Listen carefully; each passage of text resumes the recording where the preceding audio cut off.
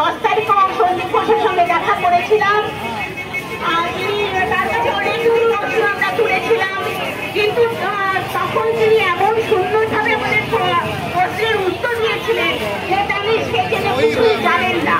এরপরে ধীরে ধীরে আমরা যেটা দেখতে পাচ্ছি যে সন্দীপ ঘোষ সবচেয়ে আর কি সেখানে যে বিভিন্ন হসপিটালে, বিশেষ করে সরকারি হসপিটালগুলিতে যে দালাল চক্র দ্বারা পরিচালিত, সেটা কিন্তু উনি আমাদের কাছে স্বীকার করেছেন।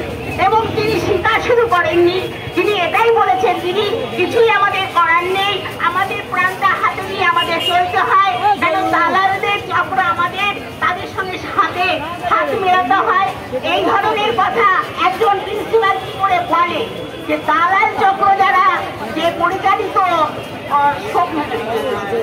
হসপিটাল, সেখানে বলে প্রিন্সিপালের কিছুই করার নেই।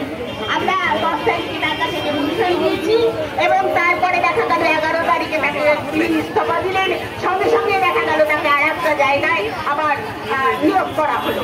এই যে আমরা চাই এই যে দুষ্কৃতিকারী সন্দীপ ঘোষ, তার দৃষ্টান্তমূলক শাস্তি চাই।